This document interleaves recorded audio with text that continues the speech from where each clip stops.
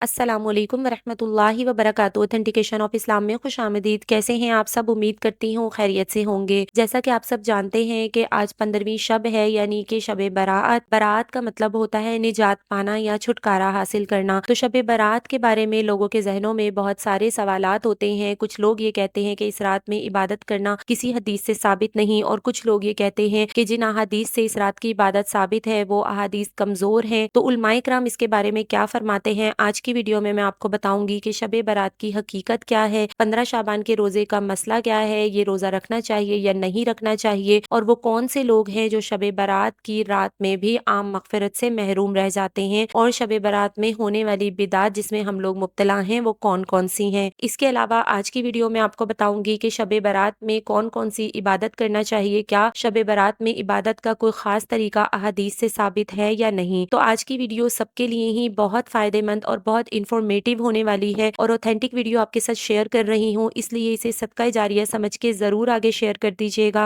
अल्लाह ताला आपको इसका बेहतरीन अजर देंगे इंशाअल्लाह ताला। तो चलिए अपनी वीडियो स्टार्ट करते हैं, लेकिन उससे पहले अगर आप मेरे चैनल पर न्यू हैं तो मेरे चैनल को सब्सक्राइब कर दीजिए और मेरी वीडियोस को लाइक एंड शेयर कर दीजिए, और बेल आइकन को प्रेस करना मत भूलिएगा ताकि मेरी हर आने वाली न्यू वीडियो आपको मिल सके। नहमदुहु व नुसल्ली अला रसूलिहिल करीम, फ़अऊज़ु बिल्लाहि मिनश शैतानिर रजीम, बिस्मिल्लाहिर रहमानिर रहीम। तो शबे बारात के बारे में ये कहना बिल्कुल गलत है कि इसकी कोई फजीलत अहादीस से साबित नहीं है। हकीकत ये है कि 10 सहाबा इकराम रज़वानुल्लाह अजमाइन से अहादीस में मरवी है जिनमें नबी सल्लल्लाहु अलैहि वसल्लम ने इस रात की फजीलत बयान फरमाई है। इनमें से बाज अहादीस सनद के एतबार से बेशक कुछ ज़ईफ हैं, कमजोर हैं, और इन अहादीस के कमजोर होने की वजह से बाज उलमा ने ये भी कह दिया है कि इस रात की फजीलत बेअसल है। लेकिन हजरात मुहद्दिसीन और फुक़हा का ये फैसला है कि अगर एक रिवायत सनद के एतबार से कमजोर हो, ठीक है, ये गौर से सुनिएगा कि मुहद्दिसीन और फुक़हा ये फरमाते हैं कि अगर एक रिवायत सनद के एतबार से कमजोर हो लेकिन उसकी तायद और बहुत सारी अहादीस से हो जाए तो उसकी कमजोरी दूर हो जाती है। और जैसा कि मैंने पहले अर्ज किया कि 10 सहाबा इकराम से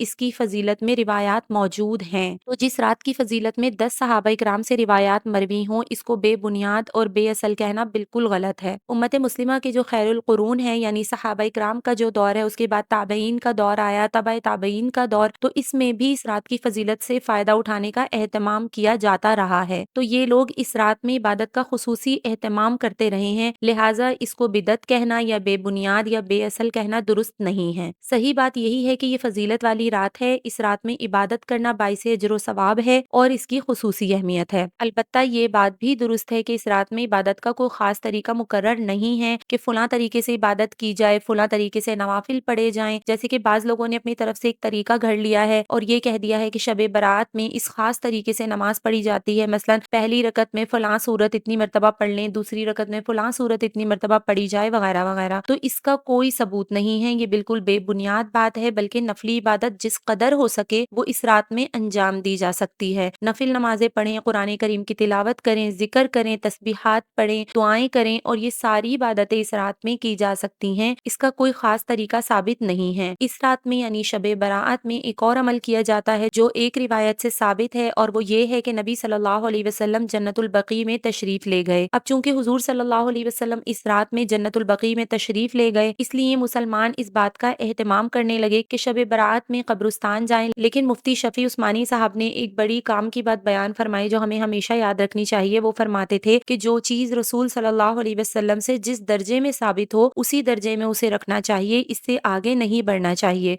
लिहाजा सारी हयात तैयबा में यानी हुजूर सल्लल्लाहु अलैहि वसल्लम की पूरी जिंदगी में रसूल सल्लल्लाहु अलैहि वसल्लम से कब्रिस्तान जाना सिर्फ एक मरतबा मरवी है कि आप शबे बरात में जन्नतुल बकी तशरीफ ले गए। चूंकि एक मरतबा जाना मरवी है, इसलिए अगर जिंदगी में एक मरतबा चले जाओ तो ठीक है, लेकिन हर शबे बरात में जाकर इसका एहतमाम करना, इल्तिजाम करना, और इसको जरूरी समझना, और इसको शबे बरात के अरकान में दाखिल करना, और इसको शबे बरात का लाजमी हिस्सा समझना, और इसके बगैर ये समझना कि शबे बरात नहीं होती, ये इसको इसके दर्जे से आगे बढ़ाने वाली बात है। तो ये मुफ्ती शफी उस्मानी साहब ने बहुत प्यारी बात फरमाई थी। तो इसलिए जो लोग हर 15 शाबान की रात को यानी शबे बरात को कब्रिस्तान जाना लाजमी समझते हैं, तो ये लाजमी नहीं है। चूंकि नबी सल्लल्लाहु अलैहि वसल्लम ने इसे जिंदगी में सिर्फ एक मरतबा किया, तो इसलिए कभी चले जाएं कभी नहीं भी जाएं, तो उसको उसी दर्जे में रखें, इससे आगे मत बढ़ाएं। अब इस मसले में एक और चीज आती है, और वो है 15 शाबान के रोजे का मसला कि शबे बारात के बाद بعد والے دن یعنی 15 شعبان کے روزے کا مسئلہ کیا ہے، تو اس کو سمجھ لینا چاہیے، اور وہ یہ ہے کہ ساری ذخیرہ احادیث میں اس روزے کے بارے میں صرف ایک روایت موجود ہے کہ شب برات کے بعد والے دن روزہ رکھو، لیکن یہ روایت ضعیف ہے، کمزور ہے، لہٰذا اس روایت کی وجہ سے خاص 15 شعبان کے روزے کو سنت یا مستحب قرار دینا بعض علماء کے نزدیک درست نہیں ہے۔ البتہ پورے شعبان کے مہینے میں روزے رکھنے کی فضیلت ضرور ثابت ہے، لیکن 28 اور 29 شعبان کو حضور صلی اللہ علیہ وسلم نے روزہ رکھنے سے منع فرمایا ہے کہ رمضان سے 1-2 روز پہلے روزہ مت رکھو تاکہ رمضان کے روزوں کے لیے انسان نشاط کے ساتھ تیار رہے۔ تو اگر آپ کو 15 شعبان کا روزہ رکھنا ہے تو کیونکہ شعبان کے مہینے میں ہمارے نبی صلی اللہ علیہ وسلم سے روزے رکھنا ثابت ہے، تو آپ اس روزے کو سنت سمجھ کے بھی رکھ سکتے ہیں، یعنی اس سنت کے اتباع میں کہ ہمارے نبی صلی اللہ علیہ وسلم چونکہ شعبان کے مہینے میں روزے رکھتے تھے اس لیے ہم بھی رکھ رہے ہیں، نہیں تو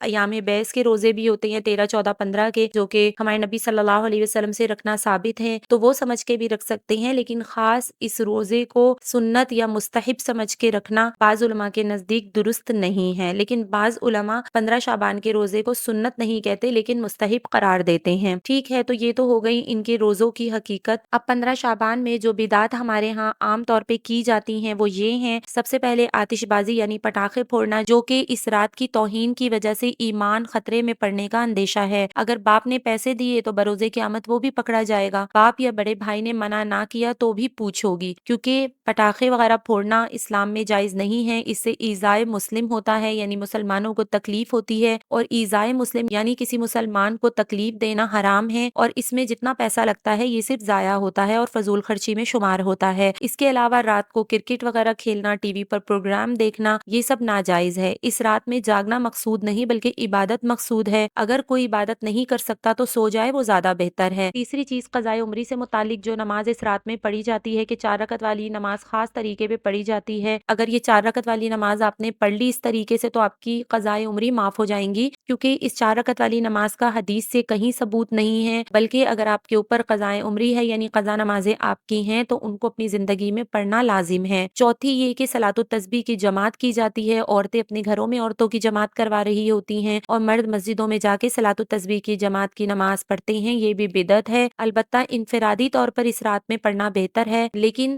ایک بات واضح رہے کہ یہ اس رات کی سنت نہیں ہے۔ ٹھیک ہے، پانچویں چیز کہ اس رات میں کوئی عبادت خاص نہیں ہے، جو چاہے کر سکتے ہیں، لیکن انفرادی عبادت کی جائے، گھر میں انفرادی طور پر جتنی عبادت آسانی سے کر سکیں اتنی کر لیں۔ اس کے علاوہ ایک اور چیز کہ کچھ لوگوں میں یہ بھی مشہور ہے کہ شب برات میں رشتہ داروں اور پیاروں کی روحیں گھروں میں آتی ہیں اور اس وجہ سے فاتحہ خوانی بھی کرواتے ہیں، تو یہ بالکل غلط اور بے سند بات ہے، قرآن و حدیث کے خلاف ہے۔ قرآن و حدیث سے یہ بات بالکل ثابت نہیں ہوتی۔ قرآن و حدیث سے یہ بات ثابت ہوتی ہے کہ جب انسان مرتا ہے تو نیکوں کی روحیں علیین میں اور کافروں یعنی گناہگاروں کی روحیں سجین میں چلی جاتی ہیں، اس لیے یہ سمجھنا کہ روحیں آتی ہیں غلط بات ہے۔ اس بنیاد پر فاتحہ خوانی کرنا بدعت اور غلط ہے، اس سے بچنا چاہیے۔ اللہ تعالی ہماری اس رات میں مغفرت فرمائے، آمین ثم آمین۔ اس رات کی فضیلت کے حوالے سے ایک حدیث ہے اور حدیث شریف میں آتا ہے کہ اللہ تعالیٰ اس رات آسمان دنیا پر نزول فرماتے ہیں، یعنی خاص رحمت نازل ہوتی ہے، اور قبیلہ بنو کلب کی بکریوں جو کہ ہزاروں کی تعداد میں ہوتی تھیں، تو ان بکریوں کے بالوں کی گنتی سے زیادہ لوگوں کی بخشش اللہ تعالیٰ فرماتے ہیں۔ اس کے علاوہ شب برات میں عام مغفرت ہوتی ہے، لیکن بعض گناہ ایسے ہیں جن کی نحوست سے مغفرت جیسی عظیم نعمت سے بھی محرومی ہو جاتی ہے، تو ایسے افراد کی نشاندہی مختلف احادیث میں کی گئی ہے، وہ بھی میں آپ کے سامنے بیان فرما دیتی ہوں کہ وہ کون سے لوگ ہیں جن کی شب برات میں بھی مغفرت نہیں ہوتی۔ ان میں سب سے پہلے مشرک ہے، دوسرا جس کے دل میں کینہ ہو، تیسرا جماعت حق سے الگ ہونے والا بدعتی، نمبر 4 ظلم سے محصول یعنی کہ بھتہ لینے والے، نمبر 5 جادوگر، نمبر 6 غیب کی خبریں بتانے والا جیسا کہ آج کل کے فال نکالنے والے حضرات ہوتے ہیں اور عملیات کرنے والے، 7واں ہاتھوں کے خطوط یا دیگر آثار سے دیکھ کر بتانے والے، 8واں وہ جو حاکم کو ناجائز ٹیکس کے طریقے بتائے، نمبر 9 موسیقی کے آلات رکھنے والا، نمبر 10 قطع رحمی کرنے والا، نمبر 11 پائنچے ٹخنوں سے نیچے لٹکانے والا، نمبر 12 والدین کو ستانے والا، اور نمبر 13 ہمیشہ شراب پینے والا۔ تو یہ وہ لوگ ہیں جن کے بارے میں احادیث میں آتا ہے کہ شب برات میں عام مغفرت سے بھی محروم رہ جاتے ہیں۔ اب شب برات میں ہوتا کیا کیا ہے؟ تو حدیث شریف میں آتا ہے کہ اس سال میں جتنے لوگ پیدا ہونے والے ہیں، جتنے مرنے والے ہیں، وہ سب بھی اسی رات میں لکھ لیے جاتے ہیں، اور اسی رات میں سب بندوں کے اعمال اٹھائے جاتے ہیں، اور اسی رات میں لوگوں کے لیے روزی مقرر کی جاتی ہے۔ یہ بحیقی کی روایت ہے، گویا یہ مہینہ اللہ کے آفاقی نظام میں بجٹ کا مہینہ ہے، جس میں سال بھر کے تمام اہم امور طے پاتے ہیں۔ تو یہ تھی شب برات کی حقیقت اور اس کی اہمیت، فضیلت بھی آپ کے سامنے آ گئی، اور جو لوگ اس رات میں محروم رہ جاتے ہیں ان کے بارے میں بھی میں نے آپ کو بتا دیا۔ تو اگر یہ ویڈیو آپ کو پسند آئی ہو تو اس کو دوسروں تک ضرور شیئر کر دیجیے گا۔ اسی طرح کی اور بہت ساری اوتھینٹک ویڈیوز کے لیے دیکھتے رہیے اوتھینٹیکیشن آف اسلام۔ السلام علیکم ورحمۃ اللہ وبرکاتہ۔